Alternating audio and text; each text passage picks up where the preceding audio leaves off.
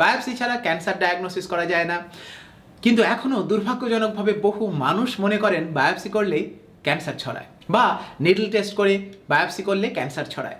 Biopsy করলে যে cancer ছড়ায় না, সেই নিয়ে বিজ্ঞানের ধারণা যথেষ্ট পরিষ্কার থাকলেও সম্প্রতি আমেরিকার ফ্লোরিডাতে প্রাক্তন ইউরোলজিস্ট ডক্টর রোনাল্ড হুইলারের লেখা একটি বই নিয়ে হইচই পড়ে গেল। যে বইতে উনি দাবি করেছিলেন বায়োপসি ছাড়াই ক্যান্সার চিকিৎসা করা সম্ভব। শেষ পর্যন্ত 2017 সালে ওনার মেডিকেল রেজিস্ট্রেশন বাতিল করা হয় এবং ওনাকে গ্রেপ্তার করা হয়।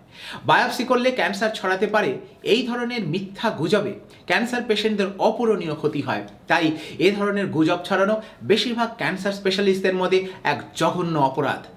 2013 সালে এন্ডোস্কোপি জার্নালে প্রকাশিত গবেষণায় দেখতে পাচ্ছি 256 জন প্যানক্রিয়াটিক ক্যান্সার পেশেন্টদের মধ্যে তুলনা করে দেখা যাচ্ছে বায়োপসি করলে বা নিডল বায়োপসি করলে ক্যান্সার ছড়ানোর সম্ভাবনা নেই।